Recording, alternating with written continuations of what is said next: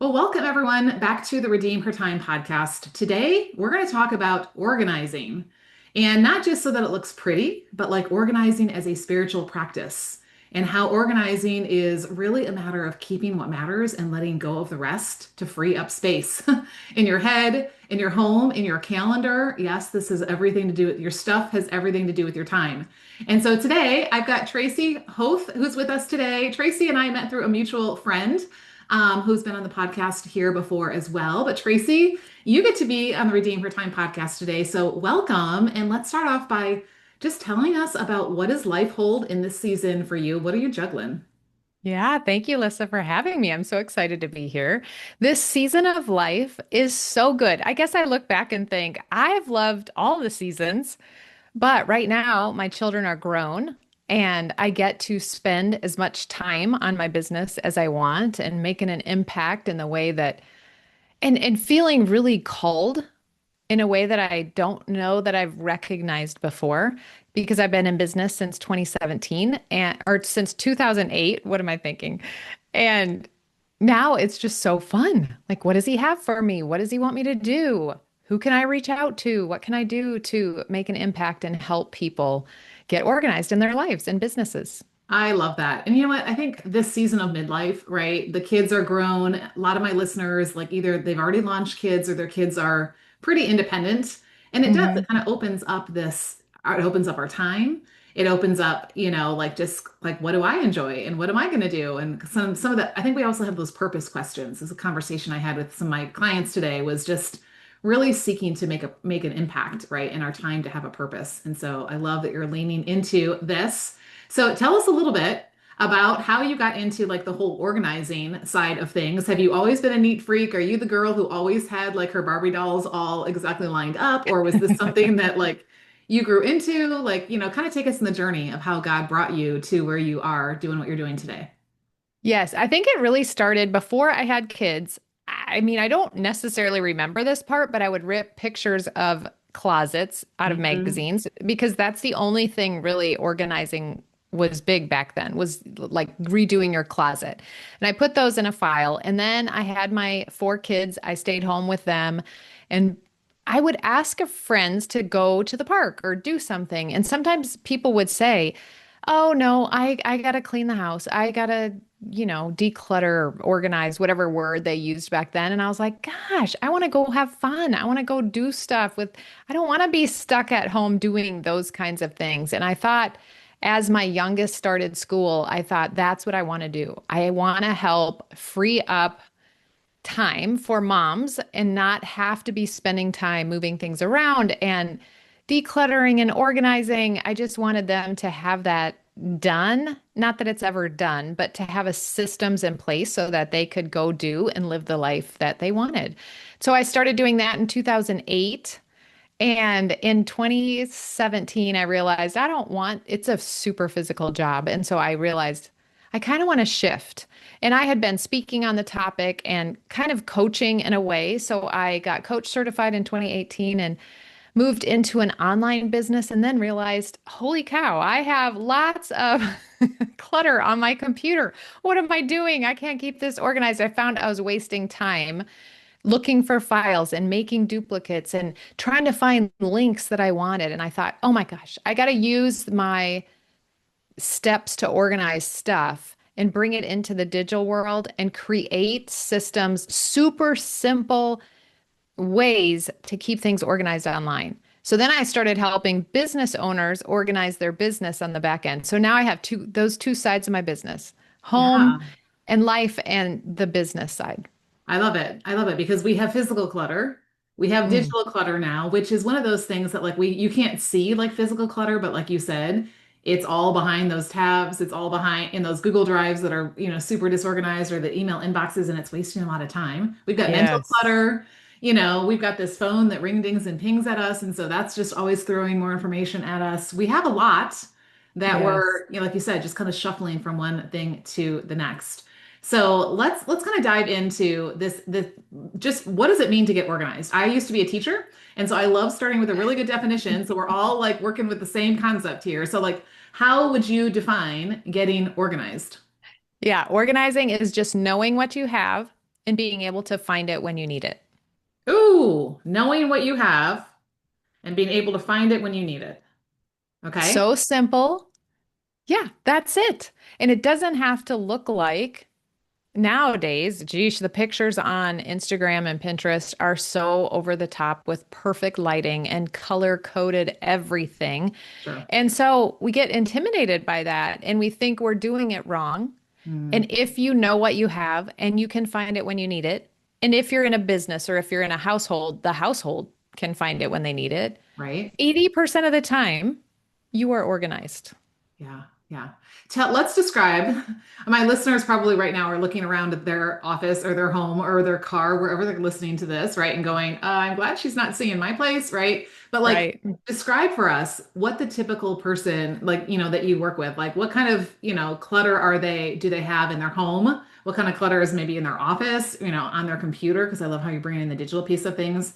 Mm, How is this affecting them? Like, what is this costing them to have clutter in these different places, whether it's in their home or their business? Because let's be honest, as women, it's all connected, right? Like we don't yeah. just separate everything as easily as guys do. And most of my audience is like working from home, like you and I. And so it's like all Mhm. of it is right behind that door, or right behind the wall that nobody else can see. So it can be really Yeah. distracting, right? So yeah, kind of maybe what is the state of most people's stuff right now, and how is it affecting us? Yeah, I think the first thing to think about when it comes to how clutter is or what it's costing us is just in our mind. Mm, And there's studies that show just by thinking about your de or your cluttered area, your home, even if you're in a business, thinking about, oh my gosh, I got to go find something for my client. I got to mm, get this resource. I got to find this graphic.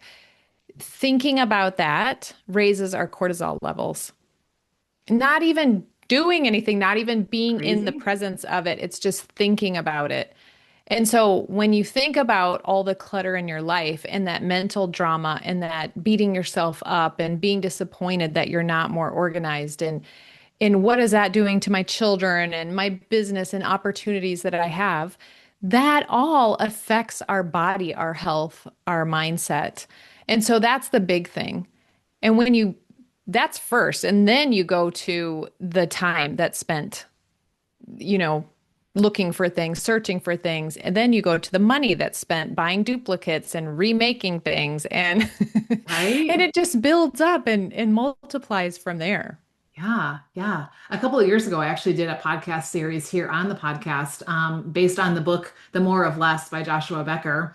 We really worked through some different areas, and what it costs us. And one of the things that the way I described it is we don't pay attention to the time tax that something has. We go to the Mm. store and we see the price tag, and so we're thinking about how much it's going to cost us in our money, right? Or we go on Amazon or wherever, right? But we're not thinking about what kind of time is this going to cost me just to have this object in my life, right? So it's the time to go get it. It's the time to put it together or get it ready to use. It's the time to actually use it. It's the time to clean it. It's the time to maintain it. It's the time to replace it. It's, like all of these things. Like I think there's this time tax that most of us are not paying attention to. And here's really a situation where less truly is more. The less we Right. have, I would guess like the less distracted we are, the less time we're Mm. spending looking for things, the less, that we're yeah, feeling some of those things that you described, right? Yeah, and moving things from one place to the other. And we haven't even mentioned relationships because Mm, back when I was organizing in person in homes, there would be one spouse whose clutter tolerance was low. They yeah. couldn't take it, and the other one was extremely high and they didn't even notice it. And what that does to relationships. And I think having people in your home, that's a big one. The Yes. tax of the clutter in your home is not having the relationships you want, not being able to use maybe your gift of hospitality to have someone in your home because your home is too cluttered and you're embarrassed by it and there's nowhere for people to sit or whatever. Yeah. So, all those things, even up to relationships. Yeah. And speaking of relationships, our relationship with the Lord is key and paramount and Mm. central. And one of the things that you talk about is this goes deeper than just having a clean house. This is Yeah. really a spiritual thing. So like how is it affecting us spiritually? Like, what impact does our stuff and our clutter or our disorganization have even on something like our spiritual life? Yeah, I think about the amount of time you spend with your stuff. Mm, And and I don't necessarily say that it's an idol in your life. I mean, only you would be able to analyze that and see it. But is it keeping you from spending time with God? Is mm. it keeping you from doing the ministry that He's called you to do because you're managing all the stuff? I mean, that's the first part. But then also, it's the trust. I think about a thought that I love is that I trust that God will provide everything I need when I need it. And Mm. if we're keeping so much stuff just in case, or, you know, because I might need it, Yeah. are we being abundant and generous with our possessions and trusting that if we need it, God's going to provide for it? And right now, someone else could be using that, and you could be in abundant and be generous and give it away so that someone else can use it and trust that you'll have it when you need it. What a beautiful picture. Like I love that. And that is something that I remember Joshua Becker talking about in that book is that generosity piece of it, right? I mean, how many of Mhm. us have so many things hanging in our closets or in our cupboards or in our attics or basements or garages that, we haven't used in years and somebody else could really be blessed by. And then there's the whole thing, and I remember hearing you talk about this as well, that, the more stuff we have, the more it becomes a burden on our children, Oh, like my parents, thankfully, like, after going through like, both of my grandmothers passing away in the last few years, they've been really intentional about decluttering their stuff and decluttering their files and declutter, like going through all this stuff, realizing we don't want to put this burden on you when we're gone. So is that something what a also that gift. people come to you and yeah, are Yes, overwhelmed by my someone Organized else's Life stuff? Academy. Yeah, my Organized Life Academy is focused on most of the people in there are downsizing and decluttering Mm. and realizing we don't want to leave this for our kids. We don't want to be that burden. And one of my clients just had her dad pass away, one of the members in there, and she said, Tracy, please just do everything you can to tell people. Make sure you're going through your stuff and getting rid of stuff because you're already dealing with someone's death. You don't also want to be dreading going through all their stuff and figuring out what to do with all those things. So Yeah. that is a huge aspect of being a blessing to the next generation, leaving a legacy that you can feel peaceful about and leaving them with everything they need and only what they need. Right. Yeah. And here's the honest truth. I remember hearing you and my friend Megan say this on your podcast, but this is so true. Your kids probably don't want your stuff. So why are you I saving remember it for them? Right? Like I ask, remember ask. Megan being so surprised, and I was like, "Wait, we talk about this all the time. We are always talking about nobody wants it. You can even ask your kids now. The majority of them would say, like, "Oh yeah, I want that one little thing, Right, right. not all the things that you have," Yeah. thinking they're Right. worth something or whatever.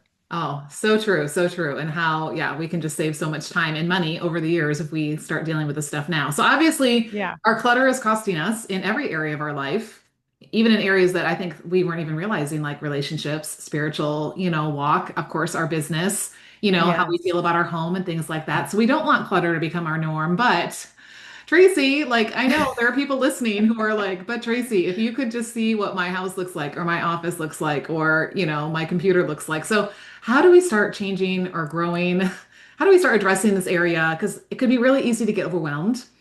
And what happens when we're Yes. overwhelmed or we feel like something is too big? We just shut down and do nothing, right? And then maybe Right. more stuff piles up over time and then we have a worse problem. So walk us through like some practical steps. How can we start kind of Ooh, there's three decluttering? areas that are popping into my head, and I'm like, okay, Okay. I got to make this super simple because it is simple. And the first Okay. thing is just deciding that Mm, you're going to work on this project.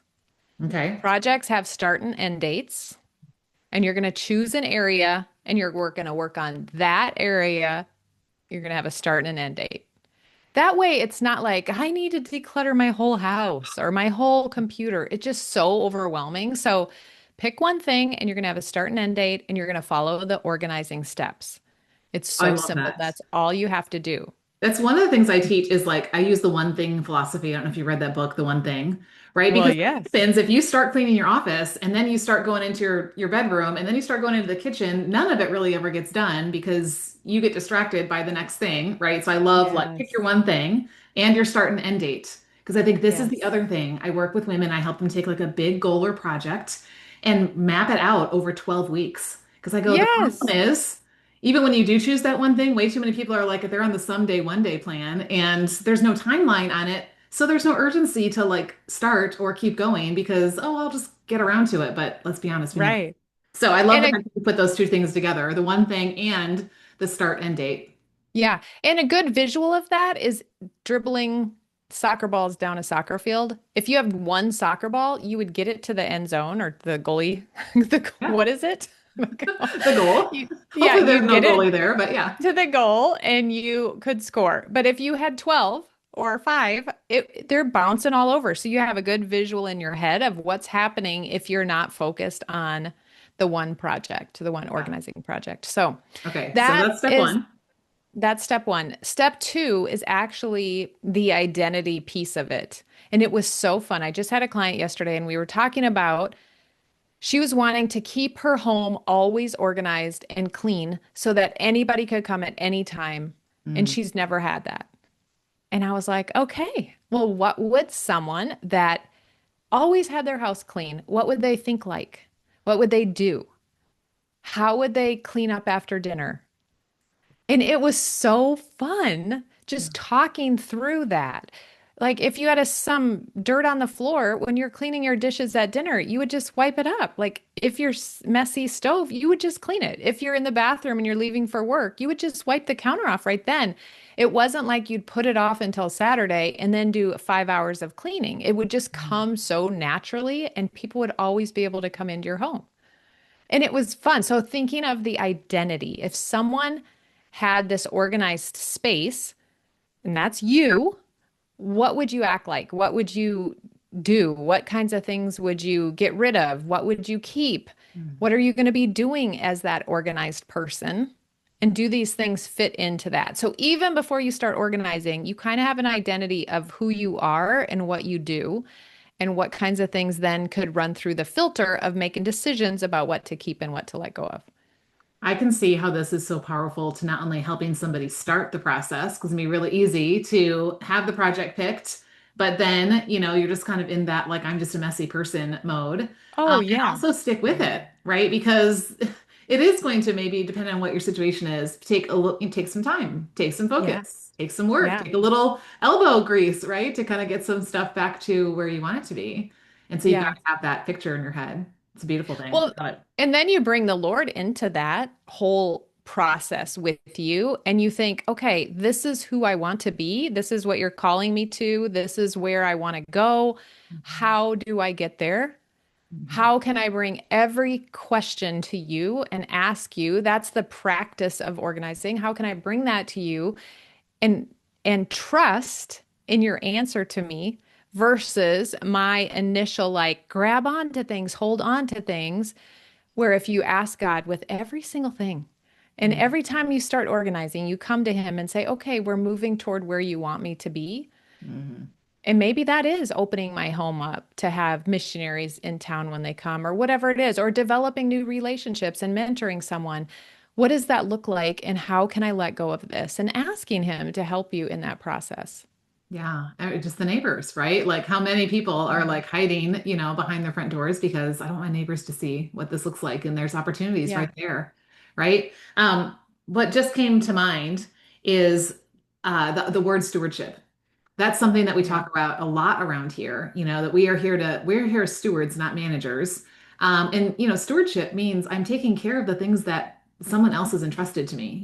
If we truly see all of our stuff, just like we see Hmm. our time as being a gift from God, then we're not just haphazard with it. We're not just, like not paying attention to it. Like we would have this like healthy sense of responsibility to be taking care of it well and to be grateful for what we have, and I wonder if that's even something that kind of maybe ties into the spiritual side of the stuff that we have is just not being grateful for the things we have. And we're just always wanting more and thinking this is going to satisfy me or, kind of bring the next level of happiness or joy or whatever, right? And then it's just more For stuff that sure. doesn't, it's not shiny for very long, right? Yes. And Yeah. that's why I think knowing what your purpose is or knowing what your activities are going to be is really helpful. And not that it has to be like, for sure, but you can imagine or dream about or talk to the Lord about what he wants you to do.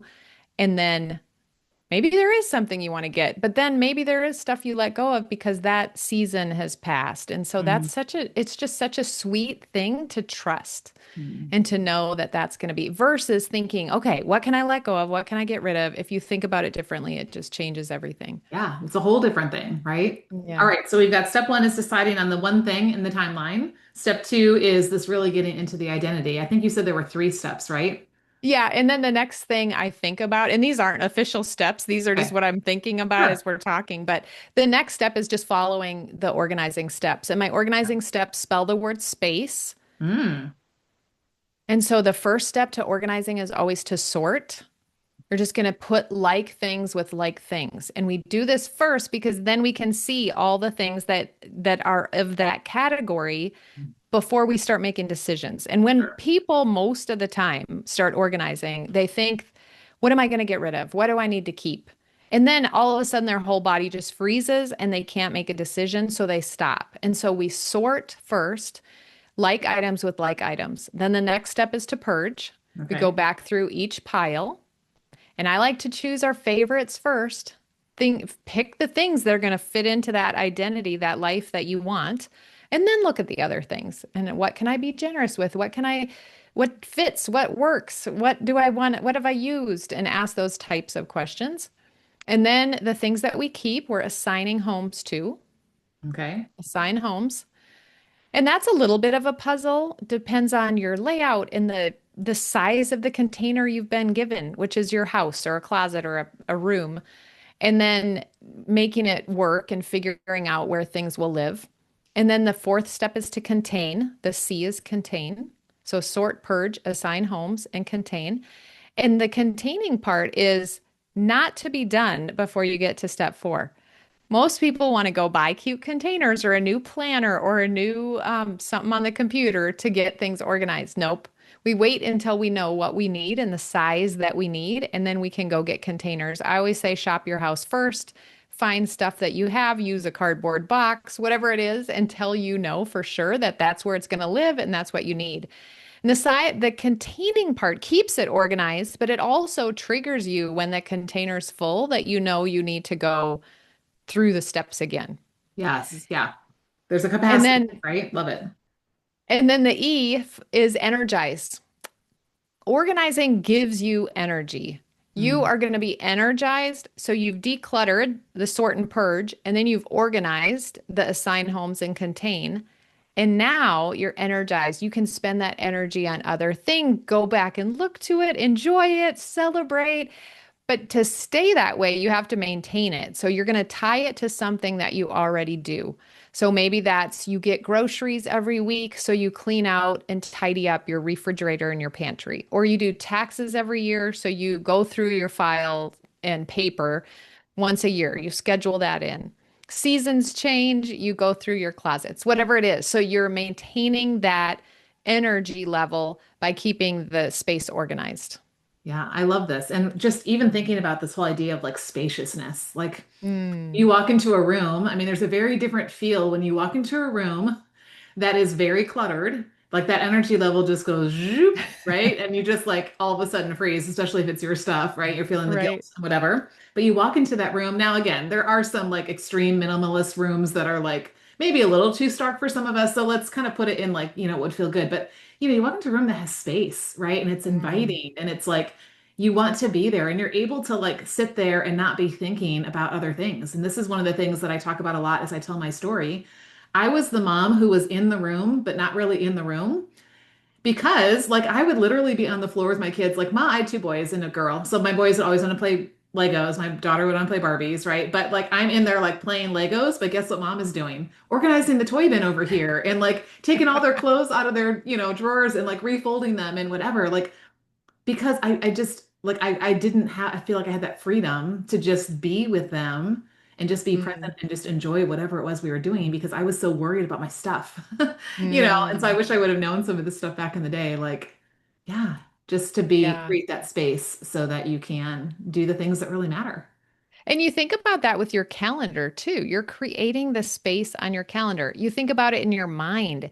When it's organized, you just have so much more space in your mind to not feel that overwhelmed, to see opportunities, to be a blessing, to Yeah. communicate, like all those, that space is what that brings. Yeah, because when you're always pushing against the limits, whether it's of your space or those containers or your time, it just always, there's not growth. There's not Mhm. room, right, for the expansion and, the growth to happen that God has intended for us. And so I love this conversation. So let's tie it back into our time because this is where I always bring things. I always joke I can take any conversation and make it about time. So here we go, right? Like, how does decluttering our heart and our home, because we talked about the spiritual implications as well as a lot of the physical stuff, like, how does this affect our time? We've kind of touched on this a little bit, but also how does it affect our ROTI, our return on time invested? When we're thinking about just, being in our homes or even when we sit down to work, like what's the payoff? Because for some of us, it's going to involve some work to get there. So help us, Tracy, to see like this will be worth it and we'll have a good return on investment. Yeah. Well, and think about the skill you're learning to go through those steps. Mm. Now I know whenever I'm overwhelmed, I can use the organizing steps on my brain. I take everything out. I sort it and I purge it and I assign homes to the things in my brain, tasks, thoughts, everything. I have a skill now that I use every single place in my life. These 5 steps work for every single thing. So you have that skill and you have freedom now because you're not having to manage the stuff. You have freedom because you're not having to, hold things in your mind instead of having them on slots in your calendar. Mm. So all that freedom is just amazing. That's worth the return. But Yeah. again, it needs to be a project so that you can physically or mentally see that you did it, that you reached those goals. Or maybe you don't get it done in those 12 weeks or 10 weeks and you get it done in 13 weeks. It's Yeah. totally fine, but you can actually check off, look, I did that. I'm so proud of myself and I've accomplished that. Yeah, well, I think when we can see the measurable progress, that will keep us Hmm. going. We don't always know the timeline. We're making our best guess when we start, Yeah. right? But it gets the ball rolling and it keeps us going, right? When we've got some kind of a project and a timeline attached to it. So I love this. Yeah. I love this. So let's kind of sum this up, right? Okay. I'm imagining that there are women listening, right, who are like, okay, I wish Tracy could come to my house, right? But like so maybe they're just needing some encouragement, right? So what would you say to that woman who's listening, who is maybe struggling with clutter and wants to really see some lasting change? What would you say to her? Maybe she's tried things in the past and she's like, Tracy, but I Yeah. tried to, I'm sure you run across this all the time, right? Like most people are trying to do something about it, but it doesn't either work or doesn't last. What would you say to her? Yes. I would say first, just notice if you're at one end and you want to get to a new place, to a new spot where you're organized, there is a gap in the middle. And that gap is either a skill gap or a mindset gap. Mm. And so just notice either way, get the support you need to get your mindset shifted to create that identity and do the work involved with that. And the skill of organizing is a skill. Notice I didn't say it's a personality trait or that someone can't get there. It's absolutely possible that you can get your house and your life and your business to the point of organization that you want it to, that helps your life run the way you want it to. Absolutely possible. And just think, it's just a skill or a mindset gap. Yeah. And those things are skills and your mind can change. Yeah. So it's And just getting the help you need and the support. Like get the support you need. Join Organized Life Academy, be a part of it, find someone that can mentor you or be accountable with you. The best thing is set a date and have a big party at your house. If it's your oh, house you're working on, yeah. you will get it done. Yeah, exactly. You But find a again, way you when you're don't. going to host something, don't you? Yes, yeah. I mean, you have an appointment on the calendar, you're like 90% for sure going to meet your goal if you have that accountability appointment. So build some of that in. What do you need to succeed? And do it. Support yourself in that way. Yeah. So recently I was sharing on a workshop. When you think about something, you have a 10% chance of actually doing it. When you Yes. write it down, you're like 42%. So that's not bad, like you write your to-do list or whatever. I'm against to-do lists, but that's a whole nother thing. Then when you share it with somebody else, you're up in the 70%. But when you get accountability for that thing, we're talking 90s, baby, right? Like, like this thing is like almost done. And so, yeah, it makes all the difference. So that's a perfect way to kind of just go into this last little bit is like, where do people learn more? Where do people get more, Tracy, and maybe get a next step for how to start organizing their stuff. Yes. Okay. First, listen to the podcast, the Organized Coach podcast for sure. But then I just created a 15-minute declutter challenge. And you can get that at my website, simplysquaredaway.com/declutter. And it has been blowing my mind. I have been offering the ladies in Organized Life Academy this challenge, and they have been taking before and after pictures, sending those in. I'm posting those pictures in our group, and it's so fun. They're like, Tracy, I have gotten more done in the last month than I have at all. And some of the projects only take 15 minutes, and we've done calls where we've had these 15-minute timers set. And they'll post pictures or show on the call what they did. And they're like, I thought this was going to take 2 hours. It took me 15. Other Mm. people are like, yeah, that took more than 15. I did three 15-minute challenges. And so it doesn't necessarily matter. And some people will pick too big of a space or challenging of a space, but when they do it in 15-minute increments, it has been working and they are so excited about it. So go get that. It gives you the steps, it shows you pictures before and after. It kind of walks you through how to do that.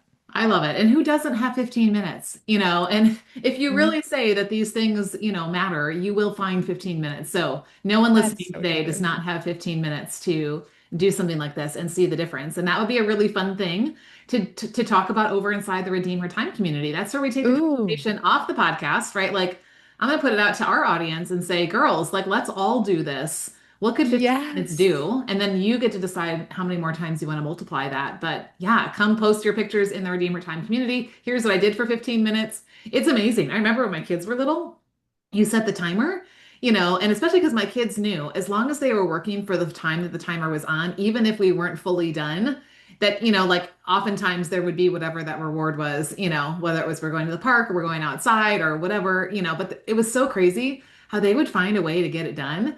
So they wouldn't have to come back to it later, right? Like Yeah. there was this sense of urgency that got things moving. So I think this will be really fun to, yeah, kind of create this sense Yeah. of urgency around here. So good. Well, we will make sure to I link love it. to people grabbing all your resources to do that in the show notes. I will also link to the Redeem Her Time community where you guys can come in. You can ask Tracy questions, connect with her there as well. If you're not a member, join us at redeemhertime.com/community. We are a free group of Christian women in business who want to be faithful and fruitful with our time and our stuff. So this is going to be perfect. I love it. So thank you, Tracy, for being here today. I can't wait to Thanks. bless your audience in a couple of months when we do that. You've shared so much wisdom with us. So I'd like to end on this personal question. We're recording this. We're kind of heading into the last few months of the year. Like, when you think about for you, here's a question I often tell people to ask is like, what is it time for? So what is it time for either in your life or business over these last few months to end out the year?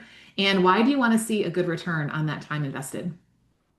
Mine is, and you probably do this because you talk about it more, I guess, but I have been organizing and my business outwardly is not a Christian business. The last probably 6 months and now going forward, I've really surrendered my business to the Lord. Mm. And I've been doing it, but I'm always thinking, oh, maybe I should quit. Maybe I should do something else. Like, I think that's the road of an entrepreneur, Sure. kind of too. But I have been just surrendering and saying, God, you've called me to this. I am here for your purpose. What do you want me to do with this? What should I do here? I'm trying to bring everything to him, little questions, and that's just been so rewarding. I often forget, just to be honest, but I keep reminding myself, Tracy, just go to the Lord, ask him, what does he want you to do? Yeah. And It's the it's been difference so between doing fun things for him and doing things with him, right? So with him. Yes. that will always be time well spent. And he gives us that discernment. He gives us that direction, right? He gives us just the joy when we are bringing Mhm. things, seeking him first. So that will have a good return on time invested. So thank you so much for Yeah. being with us today, Tracy. Appreciate this and can't wait to see what difference this is going to make in our homes and our hearts.